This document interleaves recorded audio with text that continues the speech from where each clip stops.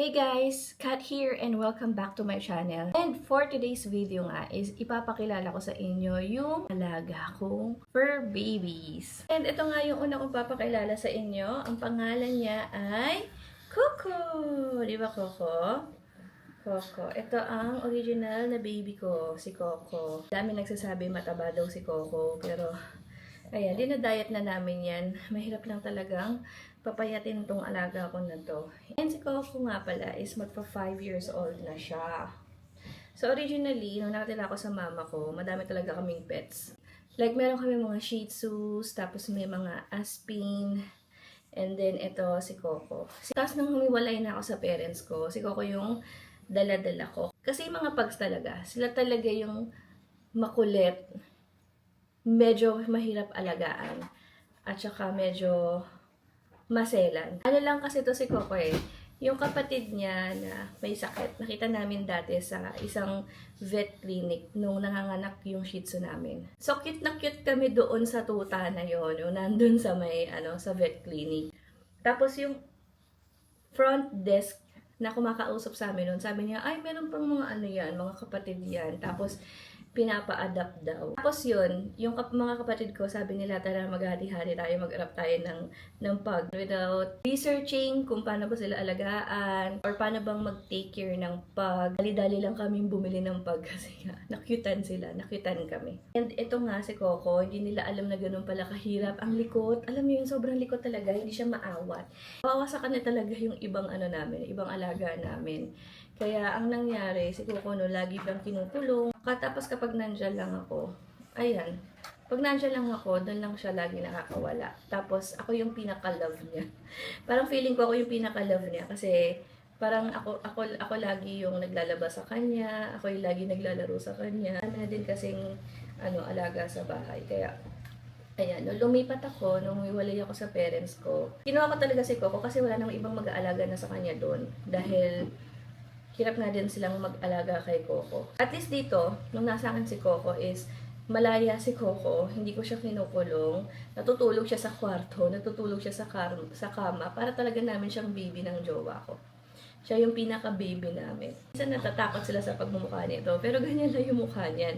Pero sobrang lambing ng pug. Yung ganito kasi ng alaga, sobrang deserve talaga nila na mahalin, alagaan. Sobrang bait, sobrang lambing. Okay siya sa kids kung may mga kids kayo kasi playful sila. Pero hindi nangangagat. Siguro depende din sa pagpapalaki pero si Coco never ko siya nakitang nangagat. Nandadamba, oo, yung pagtuwang-tuwa siya. Pero yung mangagat, hindi niya, never yan nangagat. Tapos okay din siya sa ibang pets. Kaya yun yung kagandahan sa pug. Ang ayoko lang talaga sa pug is ayan, yung hirap silang huminga kasi medyo nakakaawa sila minsan tingnan kapag ganyan kasi nga siguro structure ng ilong nila, no? Saka, ang pug is madali siyang maglagas ng buhok. Kasi talagang yung buong bahay nyo is mapupuno yan ng mga balahibo. Mabilis din siyang bumantot minsan. May mga times na mabilis siyang bumantot. Ang napansin ko dito kay Coco, bumabantot talaga siya agad kapag nai-stress siya. Halimbawa, nagbabiyahe kami. Nag-aamoy siya, no? Nag-aamoy danggit, amoy daing. Nag-aamoy daing siya kapag nai-stress siya. Pero, sobrang bait talaga nitong baby ko na to. Ayan, tsaka yung mga folds niyan sa mukha, dapat lagi nyo talagang nililinis yan. Hindi na ako nakabili ng kapartner nito, pero balak taga namin is bibili kami ng kapartner nito or mag-a-adapt kami ng kapartner nito. Kaso, ayun nga, noong mga times na yun, parang medyo pricey yung ganito. Pero ngayon nakita ko medyo may mga mura na Pero ito si Coco, kumpleto to ng papel. Ayan. Pogi yan. Ito pogi yan. Coco na yan Pogi ng Coco na yan Yan, ganyan yung kalambing Yan, tatabihan ka na lang bigla niya ni Coco. Ganyan. Palambing, papahawak, hingal-hingal siya. Minsan, nakakatawa pa sa pagno. Sila parang ututin. Minsan magugulat kami, minsan nag-aaway pa kami na jowa. Ito ba yung mutot? Yung pala si Coco pala yung umutot. Hindi din matahol to si Coco. Hindi din siya masyadong matahol. Bihira ko siya marinig tumahol. Siguro pag may naririnig siya ng mga bata, doon lang siya tumatahol. Pero kasi, tumatahol siya kasi gusto niya makipaglaro. Yun lang yun. Ayan, yan nga si Coco. Hi ka, Coco. Baby. Okay guys, so ayun, nakilala nyo na nga si Coco. Ngayon naman, ipapakilala ko sa inyo yung anak ni Coco. Ito, bagong addition to sa family namin. Oh. Ayan. Ang cute-cute. Tignan nyo yung itsura. Ang pangalan nito ay Kiray. Ano to? Meron lang nagpapag-stud sa amin. Tapos, sabi niya, kung pwede daw, palit tuta na lang. Sabi ko, sige, okay lang. Kasi ang goal ko lang naman talaga nun is makatikim ng babae si Coco. Kaya sige, ayan. Tapos, nabuntis. Ayan, di ko alam nakakabuntis si Coco eh. Tapos, eto na yung kanyang sanggol. Ito yung napunta sa amin. Babae to. Ang pangalan niya is Kiray. Napaka-playful. O, ganyan kalikot ang pag. Sabi ko sa inyo, sobrang kulit. Pero sobrang lambing. Ito, sobrang lambing niya. Tumatabi siya sa kama. As in, nagpapabuhat siya minsan. Wala din naman itsura. Cute. Ayan. Kiray ang name niya kasi kung mapapansin nyo, medyo kirot yung isa niyang eyes. Medyo nagluluha pa yung isang eyes. Pero ina-antibiotic ko na yung mata niya. Pero ito kasi si Kiray is, hindi pa namin talaga sure kung ipapaampon din namin.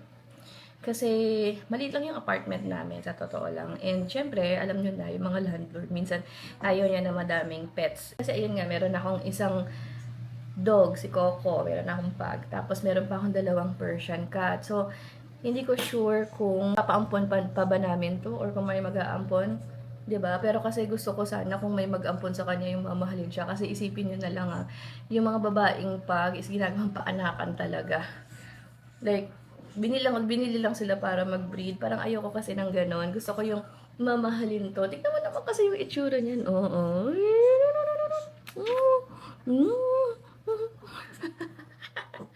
Ang cute-cute, di ba? O, ayun. Ayun yung itsura niya, guys. So, ang cute. Cute-cute yan, no? So, ayan. Baby yan. Ay. Si Kiray is 2 months mahigit na. Date of birth niya is May 30. So, ayan. Siyang sweet-sweet talaga na itong tuta na to. Ayan, babae yan, babae. Girl. Si baby girl namin to. Tingnan mo, kapag alam mo, ang gusto ko sa pag, kapag meron kang problema, tingnan mo lang yung itsura niyan, oh.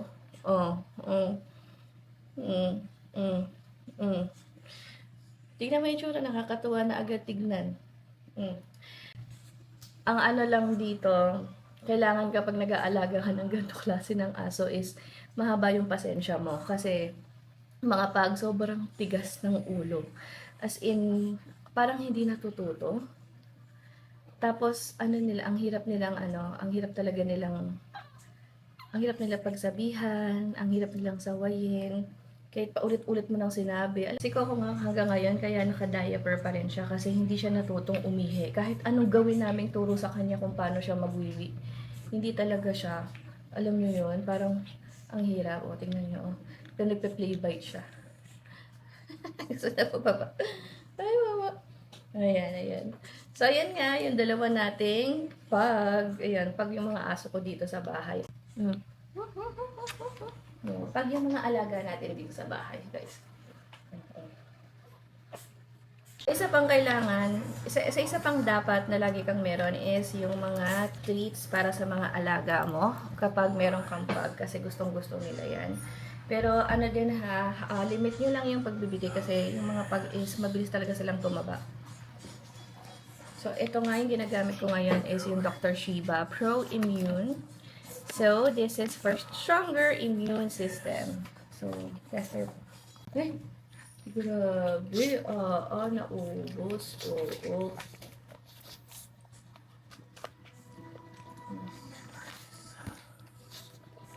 So, ayan. Ito nga yung 2. Yan yung mag-ama. Ayan sila. Diba? Ang cute nila. That's it for today, guys. So, bukas papakilala ko naman sa inyo yung mga pusa ko.